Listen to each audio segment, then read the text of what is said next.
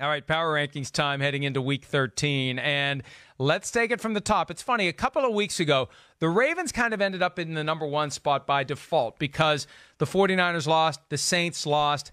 The Patriots were off that week, so it was kind of weird to bump them to number one when they didn't play. So I put the Ravens at number one, and some people got a little bit upset about it, but then the Ravens beat the Texans and the Rams by the combined score of 86-13. They are now cemented at number one on the PFT Power Rankings. And you know what? I did it. I bumped the 49ers up over the Patriots to number 2. Yeah. The Seahawks hold steady at number 3. They drop one to number 3. The Patriots drop one, but the 49ers move up. Even though the Seahawks and the Patriots both won, I took the 49ers up 2 spots over Seattle and New England because of what they did to Green Bay on Sunday Night Football. So it's Ravens, 49ers, Seahawks, Patriots, Saints is the top 5.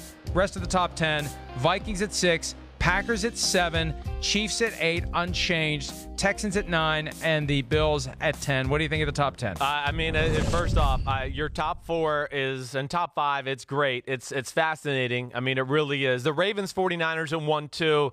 I do think it's like a flip of the coin type of thing there. I do. I mean, yeah, I get it. The way the Ravens looked on Monday night, it's hard not to put them there number 1. I think the 49ers are nipping at their heels. I would have probably put Niners 1.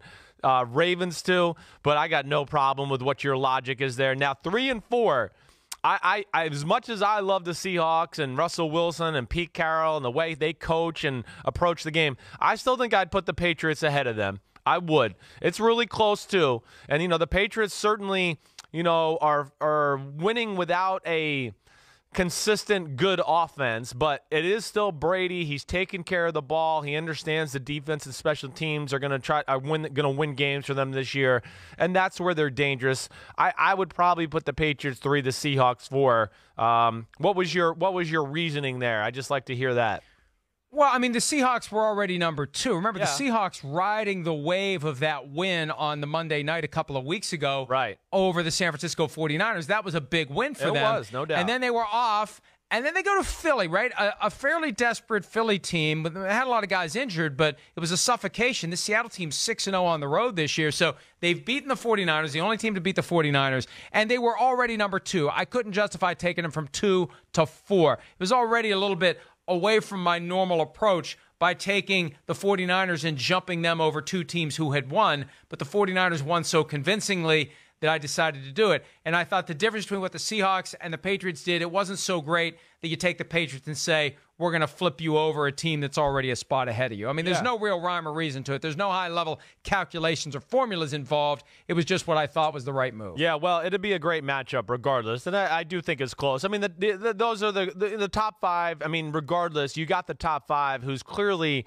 the cream of the crop in football right now. Like, don't you agree that there's a gap between 5 and then the next, number 6, your Minnesota Vikings, who are a really good football team, but I do think there's a gap there between your top 5, and then as we get into 6, 7, 8, 9, and 10, I think 5 kind of stand alone as far as the rest of the NFL. Yeah, even though there's only one game between 5 and 6, I agree with you. It feels like it's a big gap between the top 5 teams and the rest of the league. And really, when you look at the top 10, right? You've got teams with 8 wins and 7 wins. There's no one with 6 wins. You got all the 10-win, 9-win, 8-win, 7-win teams fill up the top 10. And there's no one with more than 6 wins in that next cut. And you look at the next cut, Chris, the next 10 are all the teams that are 6 and 5 and 5 and 6. There isn't a single team with fewer than 5 wins in the middle 10, and there isn't a team with 5 or more wins in the bottom 12. And so while we're in that neighborhood, here is the next 10 for those of you listening on radio. Steelers at 11 at 6 and 5. Titans at 12, they also have 6 wins. Cowboys at 13, down 2. The Raiders at 14, they're also 6 and 5. Colts 6 and 5 at 15. The Browns are up 3 spots to number 16, they're 5 and 6. Rams, I knocked them down 3 spots after that blowout there at 17 at 6 and 5. No problem. Eagles at 18, Panthers at 19, Bears at 20. But all those teams are either 6 and 5 or 5 and 6. Yeah, a lot of there through your the 10 through 20. The league is a top-heavy year. That's all there is to it. And, like, really, none of these teams, 11 through 20, really excite me other than the Steelers and the Cowboys. Like, I think I would have had the Cowboys over the Titans at 12 and 13. I would have put the Cowboys 12, Titans 13. I understand your Steelers at 11. But, whoa. But here's the thing. Here's the thing. The Titans have beaten the Chiefs. Yeah. Who have the Cowboys beaten? No, you're right. That's a very real question. The Cowboys have not. What is it? The Cowboys. What is there? There is a. They haven't beaten a team with a winning record. Yeah. They haven't beaten a team that had a winning record when they went into the game. Yeah. And I don't think they've beaten any team that currently has a winning record. Yeah. No, it is. You're right. It's something like that, and that is kind of disheartening. You're right. And the Steelers. Yeah, I got no problem with them at 11. I mean, they have elite units and elite things about their football team, so that's why they're there, and they're still playing tough. I still say watch out for the Colts at 15. And I give you a lot of credit. I give you a lot of credit for moving the Browns up 3 spots to 16. The Browns are a team that I got my eye on right now. Of course, that Steelers game is going to be big this weekend, but they're dangerous. They got talent on their football team. That's what's such a shame about the Myles Garrett situation and what he did, because they really have a legit chance here to make a run and get into the AFC playoffs. The offense has kind of found its mojo. They stopped, crapping down their leg and losing games by themselves here as of late, and have really come together. So they're dangerous, and I really got my eye on them for sure. Yes, that's a great image on a Wednesday morning. Enjoy Crapping your breakfast. Down your leg. It's a technical term. Stop it.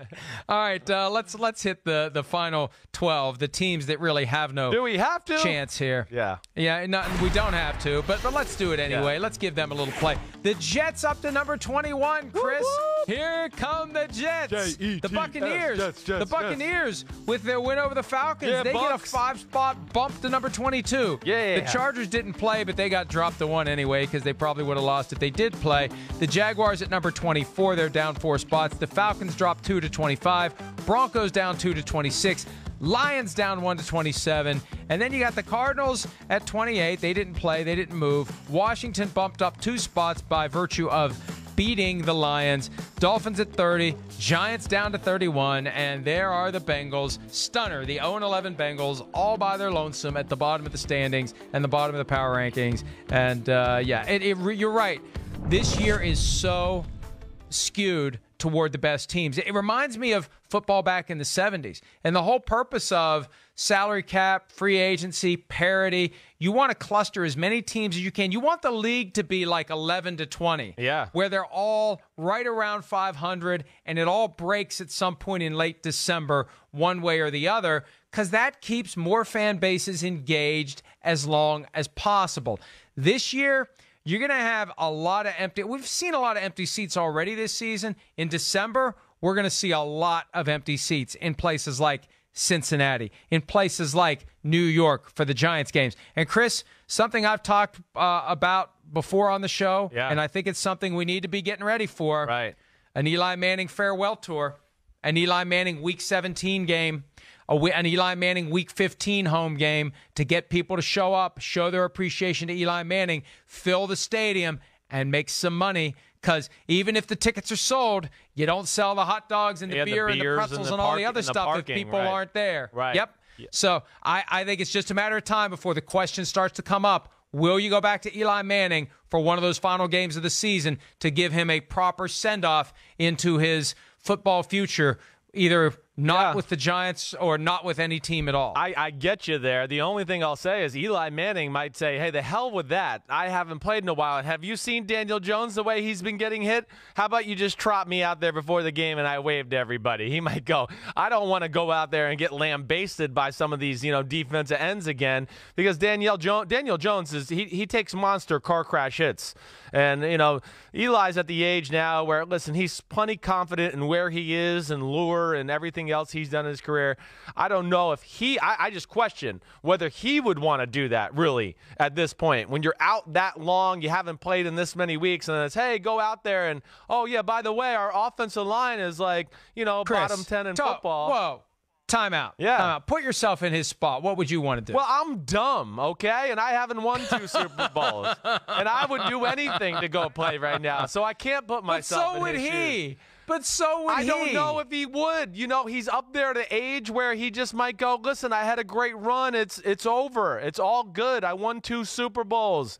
Going to the Hall of Fame, all those things. He might just go, I don't need to go out there in week 16 and get, crushed and killed and be sore for the next 6 weeks just so I could say bye to everybody one more time. I don't know. I could be totally wrong. I'm just throwing that out there and talking it out with you.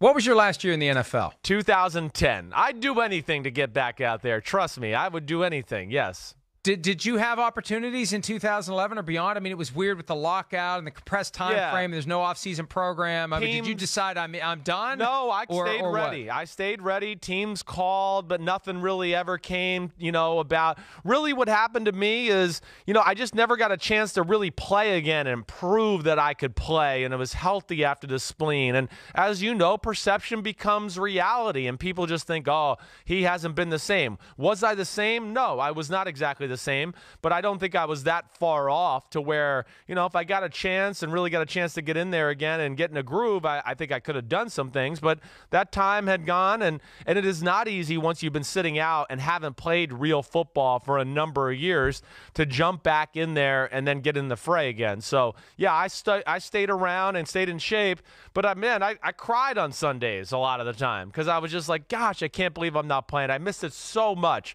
and I saw other guys where I was like, I could throw better with my other arm than that guy. He's playing. I just couldn't believe it. And it's just, it's one of those things that's really tough for a player when you get all done because you live football. That's all I ever thought about. And all of a sudden I was like, wow, it's over. It's coming to an end. And I got to start thinking about something else.